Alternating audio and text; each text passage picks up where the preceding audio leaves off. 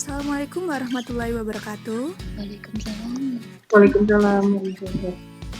Selamat pagi Bu Dia. Waalaikumsalam warahmatullahi wabarakatuh. Selamat pagi teman-teman semuanya. Pagi. Kami dari kelompok 2 akan mempresentasikan jawaban kami terkait dari soal 2. Sebelumnya, perkenalkan anggota kelompok kami.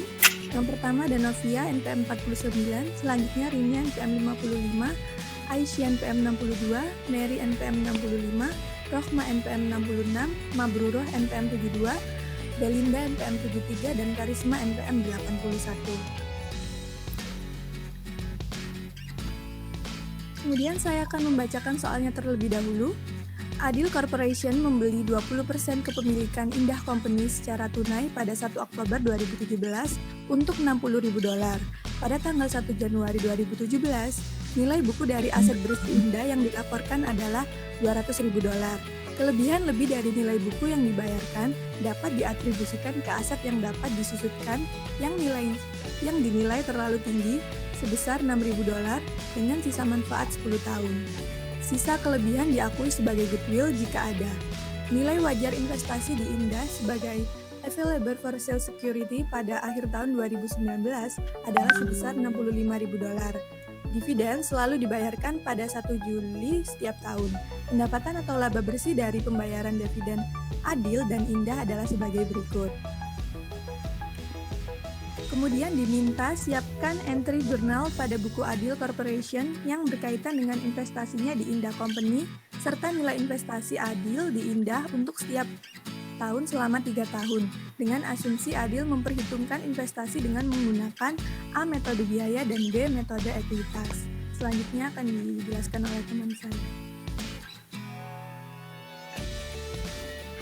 Metode nilai wajar atau biaya pada tahun 2017, ayat jurnal tanggal 1 Oktober untuk mencatat akuisisi sebesar 20%, yaitu investasi dalam Indah Company pada kas sebesar $60.000. Ayat jurnal tanggal 1 Juli untuk mencatat dividen tidak ada atau tidak di jurnal karena dividen telah dibayar sebelum melakukan akuisisi, yaitu setiap tanggal 1 Juli. Kemudian ayat jurnal tanggal 31 Desember untuk mengakui laba juga tidak jurnal. Karena nilai investasinya tetap sama dengan nilai wajar, maka tidak diperlukan penilaian kembali. Maka saldo investasi pada tahun 2017 yaitu sebesar $60.000. Selanjutnya dijelaskan oleh teman saya.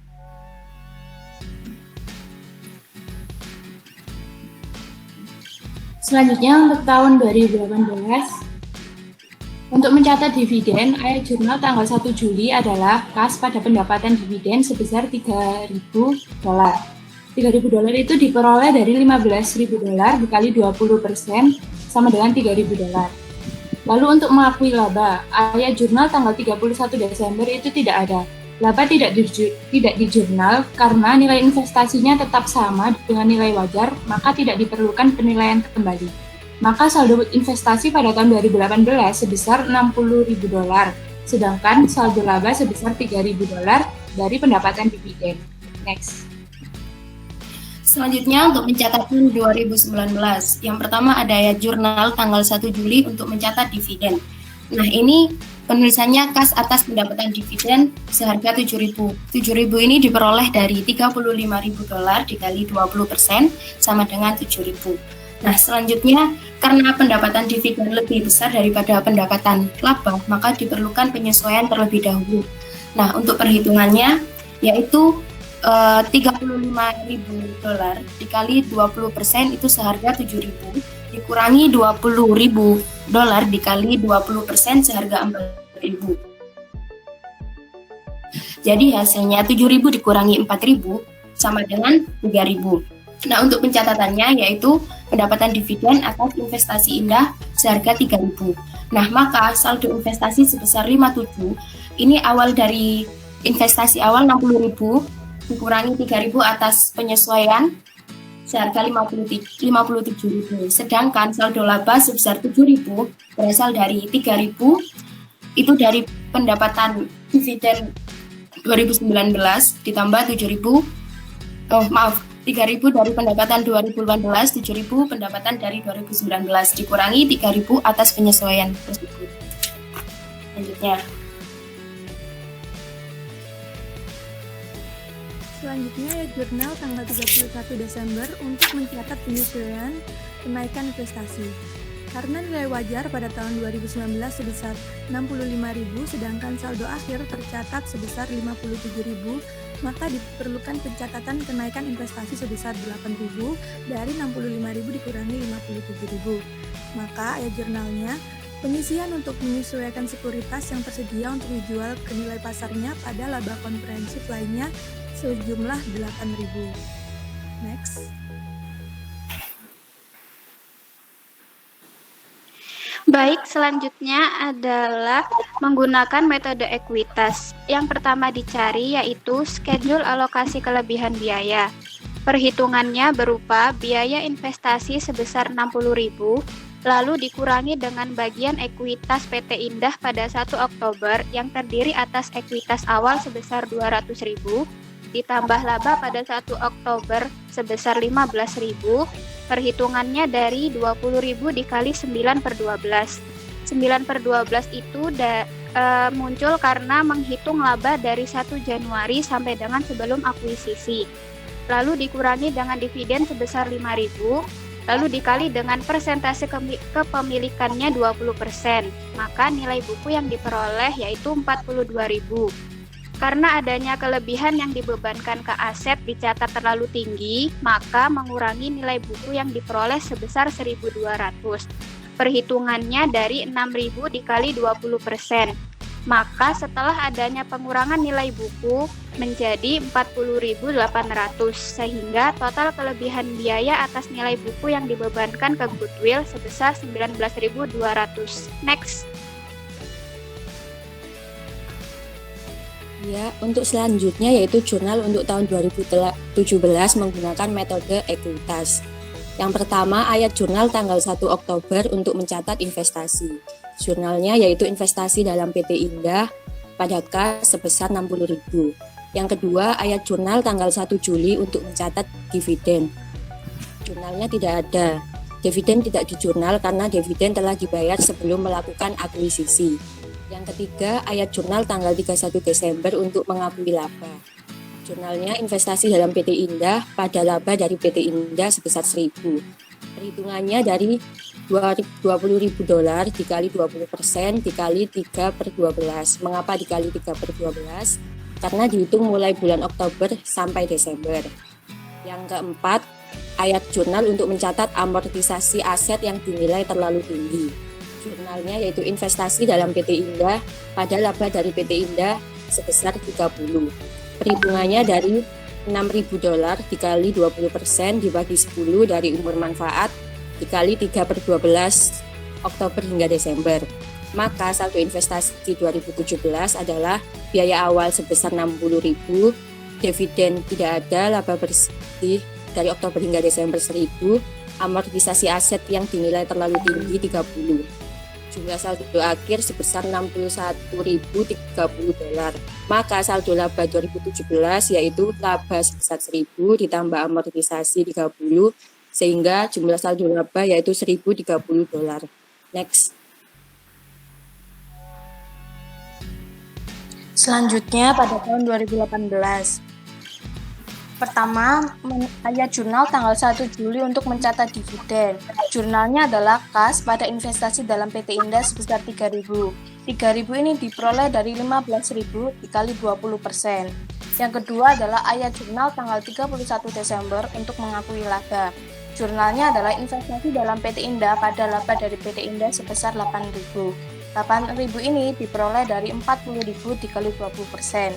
Yang ketiga adalah ayat jurnal untuk mencatat amortisasi aset yang dinilai terlalu tinggi. Jurnalnya adalah investasi dalam PT Indah pada laba dari PT Indah sebesar 130. 130 ini didapatkan dari saldo aset dikali 20% dikurangi amortisasi tahun 2018 dibagi 9 tahun. Lalu saldo investasi pada 2018. Biaya awalnya itu saldo akhir investasi 2017 sebesar 61.030 dikurangi dividen sebesar 3.000 ditambah laba 8.000 ditambah lagi amortisasi aset yang dinilai terlalu tinggi 130. Maka saldo akhir investasi pada tahun 2018 adalah 66.160. Lalu saldo laba pada 2018 diperoleh dari saldo laba 2017 sebesar 1.030, ditambah laba sebesar 8.000, ditambah lagi amortisasi sebesar 130. Maka saldo laba pada tahun 2018 totalnya adalah 9.160. Next. Ayat-ayat untuk mencatat jurnal pada tahun 2019. Yang pertama, ayat jurnal tanggal 1 Juli untuk mencatat dividen, yaitu kas pada investasi dalam PT Indah sebesar 7.000. 7.000 diperoleh dari 35.000 dikali 20%. Yang kedua, ada ayat jurnal tanggal 31 Desember untuk mengakui laba investasi dalam PT Indah pada laba dari PT Indah sebesar 4.000. 4.000 diperoleh dari 20% dikali 20.000. Lalu ada ayat jurnal untuk mencatat amortisasi aset yang dinilai terlalu tinggi, yaitu investasi dalam PT Indah pada laba dari PT Indah sebesar 6.000 dikali 20% dikurangi 30, yaitu amortisasi aset yang dinilai terlalu tinggi pada tahun 2017 dikurangi 130, yaitu amortisasi aset yang dinilai terlalu tinggi pada tahun 2018 lalu dibagi 8 atau sisa umur manfaatnya berjumlah 130. Maka saldo investasi 2019 1 Juli dividen sebesar 1 Oktober biaya awal yaitu diperoleh dari saldo akhir investasi 2018 sebesar 66.160 dikurangi dividen 7.000 ditambah mengakui 20% dari laba bersih PT Indah 4.000 ditambah amortisasi aset yang dinilai terlalu tinggi 130, saldo akhirnya 63.290.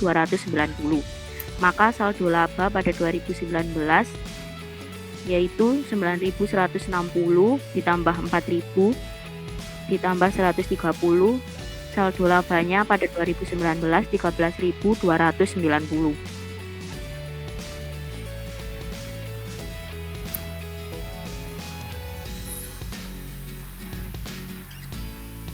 Baik, sekian penjelasan dari jawaban terkait soal 2.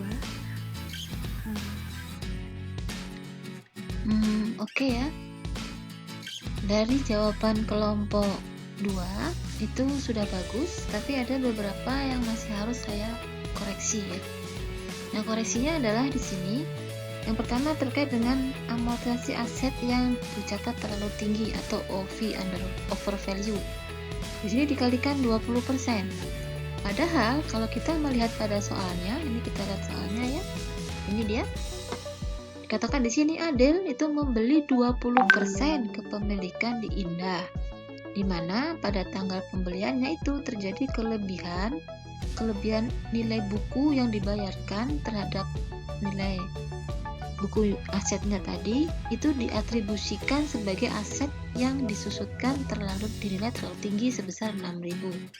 Sehingga kalau kita lihat kalimatnya ini, maka sebetulnya kelebihan tadi adalah sudah dari kelebihan karena pembelian 20%, bukan karena pembelian 100%.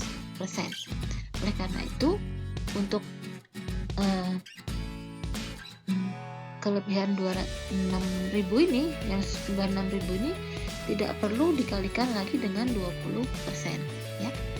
Ini harus sama ya antara total ekses yang dialokasikan dengan yang telah dialokasi. Mari kita lihat di PPT-nya. Ini adalah koreksinya ya.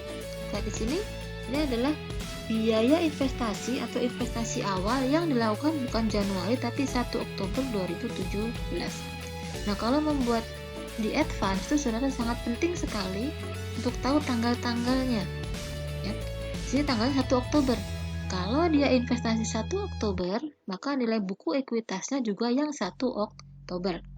Nah, untuk mencari nilai buku ekuitas 1 Oktober, kelompok 2 sudah betul, yaitu dengan cara nilai buku ekuitas awal periode 1 Januari ditambah dengan laba selama 1 Januari sampai 1 Oktober, yaitu 9 bulan, sebesar 15.000 dikurangi dividen, di mana dividen ini diumumkannya atau dibagikannya adalah Juli, 1 Juli, dikurangi 5.000, sehingga nilai ekuitas per 1 Oktober 210.000. Dikalikan 20% kepemilikannya, maka nilai buku ekuitasnya yang diambil alih adalah 42.000. Ada ekses antara nilai investasi dengan nilai buku 18.000. Ekses ini sekali lagi harus dialokasikannya sama. Jadi tolong kalau membuat ekses itu seperti ini supaya nggak dibingung nanti kalau sudah terkait dengan yang lainnya. Ya, dibiasakan yang jelas saja dulu. Nah, karena aset yang diatribusikan tadi dicatat terlalu tinggi OV, maka dia diminuskan untuk alokasinya sehingga ada goodwill sisanya sebesar 24.000. Jadinya cocok 18.000 dan 18.000. Oke. Sedangkan untuk jawaban jurnal 2017 itu kesalahannya ada di sini saja ya, terkait tadi karena dikalikan 20%. Seharusnya tidak dikalikan 20%. Kemudian ini perhitungan saldo laba. Nah, sekali lagi investasi di Indo menginvestasikan di S itu tidak ada saldo laba dulu, karena saldo laba adalah saldo laba dari PT Indo. Adalah hal ini PT Adil. Sehingga yang kita hitung bukan saldo laba tapi pendapatan dari S atau income from S. Ini koreksinya hanya di bawah karena tadi setahunnya 600 ya kan, dikalikan dengan 3/12. 13 itu dihitung dari Oktober sampai Desember, Oktober, November, Desember 3 bulan, bagi 12 ketemu 150, ditambahkan karena merupakan amortisasi ekses dari OV. Nah, yang penting kata-kata ini ya, ekses ya. Jadi amortisasinya itu bukan aset tetapnya, tetapi ekses yang terjadi di aset tetap. Ya. Jadi eksesnya itu. Jadi hati-hati dengan kata-kata kalau amortisasi ekses, tapi kalau aset tetap itu penyusutan atau depresiasi. Nah, income from S-nya tinggal dihitung saja dari laba S yang merupakan hak dari Indo ditambah karena ini OV dengan amortisasi 150, maka pendapatan dari S 2017 adalah 1.150. Begitu juga untuk 2018. Kesalahannya sekali lagi hanya terletak pada amortisasi yang dikalikan 20%. Seharusnya tidak bisa. Ya. Dan kemudian untuk menghitung amortisasi cukup pakai metode garis lurus saja ya. Ini kalau ini kan repot ya. Dikurangi dulu, kemudian dibagi 19, nanti dikurangi lagi dibagi 9, nanti dikurangi lagi dibagi 8, kurangi lagi dibagi 7, nanti saudara akan kerepotan sendiri menghitungnya. Karena metode garis lurus itu sudah sangat gampang, tinggal saja nilai aset tetapnya dibagi dengan jumlah masa manfaat ekonomisnya. Sudah gitu aja, per tahunnya pasti sama ya. Nah, mengakui laba. Nah, ini saldo awal. Kalau tadi di sini kan biaya awal. Oh, ini bukan biaya ini. Ini kan salah ya. Untuk koreksinya, jadi ini bukan 1 Oktober ya. Karena 61 ini seharusnya kan saldo akhir. Saldo akhir investasi 61.150. Jadi untuk koreksinya, ini koreksinya 1 Januari itu saldo awal, bukan biaya awal yaitu 61.150. Dikurangi dividen, ditambah laba, ditambah dengan amortisasi ekses aset yang OV, dan laba atau income from S-nya adalah hanya 8.600 di tahun 2018. Begitu juga di tahun 2019. Kesalahannya hanya di ini saja, dan ini sekali lagi 1 Oktober, nggak mungkin kan 1 Oktober. Ini adalah saldo awal yaitu 1 Januari. Ini koreksinya 1 Januari saldo awalnya adalah 66.750. Diambil dari yang lalu ini 66.750, 31 Desember sampai dengan 1 Januari tahun berikutnya, dikurangi dividen, ditambah laba, dan ditambah amortisasi OV.